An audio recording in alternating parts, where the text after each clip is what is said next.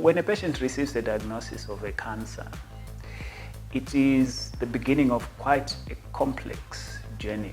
And I think most of the patients at that point, they really don't know where they're going to go to next and what's going to happen next in terms of their treatment. And it's almost like they're lost in a jungle.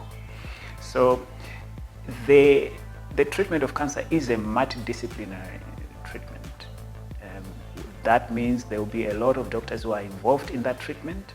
So at the point of entry where they meet the oncologist is usually after they've had a biopsy, which has proven that there is cancer.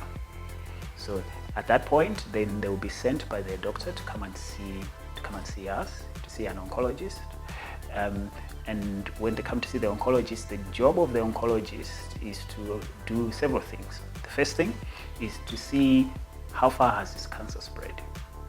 To do that, the oncologist will send the patient for scanning. It may be a CT scan, or it may be an MRI, or it may be a PET scan, depending on whatever imaging is available and is indicated for that particular cancer.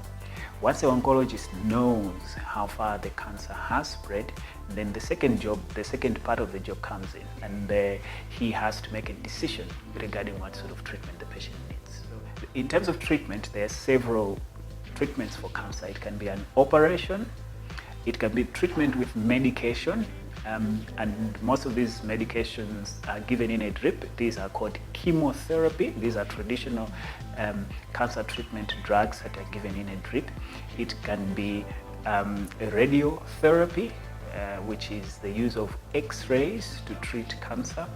We can use hormones or hormonal treatment. We manipulate hormones also in the treatment of cancer. There are newer drugs that are now on the market. There is what's called targeted therapy, and there is what's called immunotherapy. So these are the different modalities for treating cancers. The ones that I work with is all of the above that I've mentioned. So either chemotherapy, targeted therapy, immunotherapy, or hormonal therapy. All of the above except surgery. So depending on the type of cancer, the patient may need chemotherapy alone, or they will need a combination of treatments. Most of the times, the patient will require a combination of treatments. So, and when I say combination of treatment, that includes an operation. And the sequencing of the treatment also depends on the type of cancer and how far the cancer is. So, for example, a patient may have an operation first. After the operation, then they'll need to have chemotherapy. After the chemotherapy, they'll need to have hormone therapy. Or they may need to have chemotherapy first. So they'll have chemotherapy. After finishing chemotherapy, then they'll have an operation. And then after the operation, then they'll have radiotherapy. So for the chemotherapy, targeted therapy, immunotherapy, hormonal manipulation, all those are available at Namibian Oncology Center.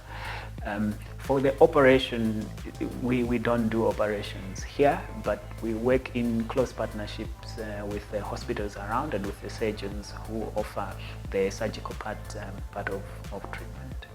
Another important aspect of a patient's visit to an oncologist is during treatment.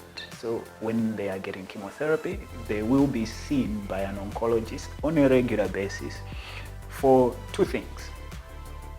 First, to see that the treatment is actually working, and second, to make sure that there are no side effects. And if there are side effects with the treatment, then the oncologist will be able to give medication to help with those side effects. The same thing also happens when the patient is on radiotherapy. It's to monitor for side effects of the treatment and to make sure that the patient receives appropriate treatment. So essentially, when a patient is seeing the oncologist, the job of the oncologist is to, first of all, see how far the cancer has spread, if it hasn't been done already, to design a treatment plan for this patient, what treatment the patient is going to get, and how do we sequence that. And then when the patient is on treatment, to actually look after the patient, make sure that if there are side effects, they are managed properly and to make sure that the treatment is actually working. And most importantly also, the oncologist is a link between all the different teams that are responsible for the care of this patient. So we know that cancer is not just a physical disease. There are financial implications, there are mental health, mental wellness, emotional health, it's spiritual implications. There's a lot that goes on with a cancer patient, including rehabilitation. So the oncologist acts as a link to all these services to make sure that the patient who has been diagnosed with cancer is able to access a holistic care.